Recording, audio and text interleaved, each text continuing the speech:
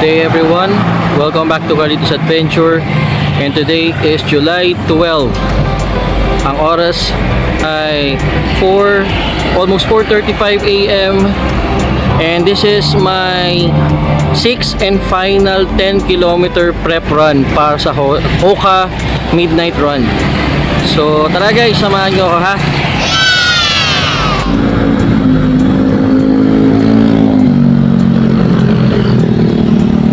So yun guys, as what I mentioned, this is my last Hoka Midnight 10-kilometer prep run. And ngayon ko lang din nalaman na from our place to City Hall ng Maynila, it's 5.2 kilometers sa as per my tracker. So nakakakalahati na tayo at this point.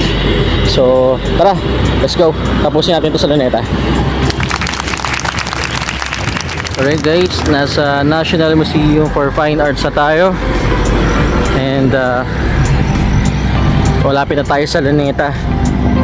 So actually natakot ako kasi parang uulan pa rin today. Kasi kahapon nag-live ako kasi umuulan eh. So hanggang Pasig Esplanade lang yung pinuntahan ko. And today, pagising ko kasi nakita ko parang okay naman, tuyo na yung lupa. So and medyo clear yung langit. Pero ngayon nagka-cloudy na naman siya. So I'm hoping na sana matapos ko yung 10 kilometer ko bago bumakas yung malakas na ulan. What? Alright guys, approaching na tayo ng Rojas Boulevard. Pag kumaliwa tayo dyan, Luneta na yan. So we're at 6 kilometers as of the moment. And majority nito is walk. Pero pagdating sa Luneta, tatakbo na tayo. Okay!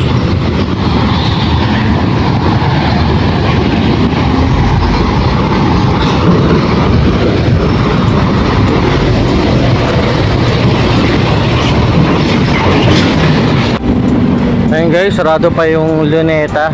Siguro, alam ko kasi open ito alas 5 sakto eh. And medyo maaga pa tayo ng oras ba? 4 minutes na lang. So lakad lang muna tayo dire-diretso here.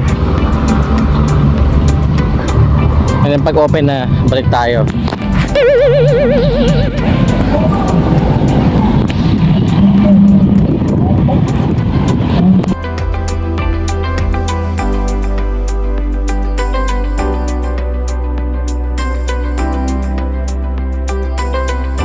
Ayun guys, so kakatapos lang ng 10 kilometer prep run ko.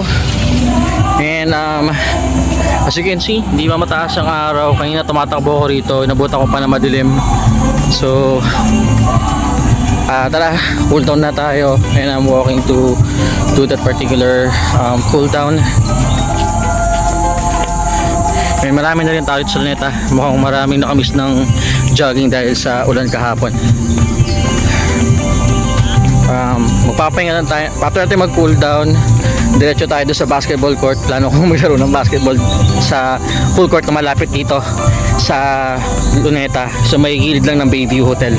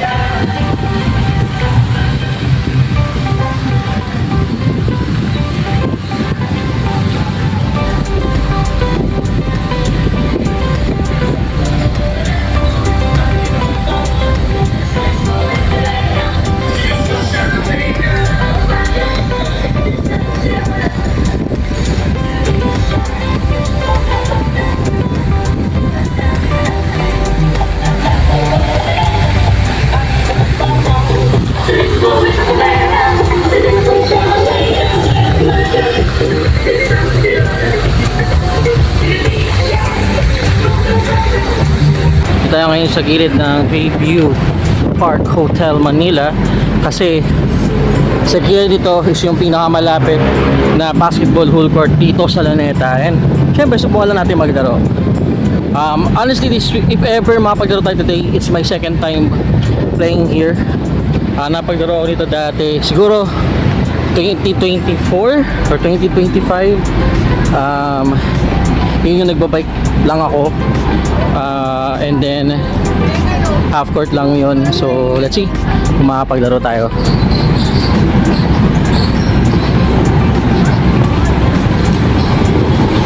Ayan. Wala kami naglalaro.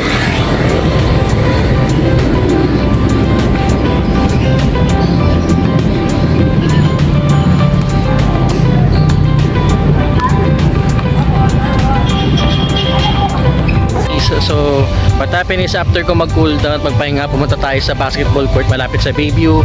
Nag-stay tayo ng konti, pwede tayo napaglaro kasi may pustahan eh. So, may mga players na. So, diretso tayo dito sa may Quirino Grandstand. And then, dito sa may Quirino, merong parang eto. Ano siya? National Peace Walk pang 10th year. And pwedeng sumali yung mga civilian. So, syempre nag-join tayo kaya nakakuha tayo ng t-shirt at nakapagpalit tayo ng pawisan na damit. Kaso, umikot na naman siya sa may Quirino Grandstand lang naman. Kaso, umulan ng malakas. Kaya di rin ako nakasama, na-stay lang ako doon sa may tent.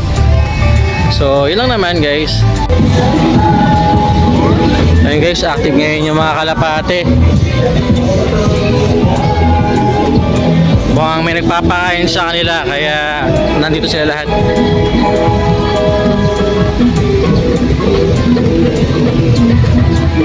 Tara.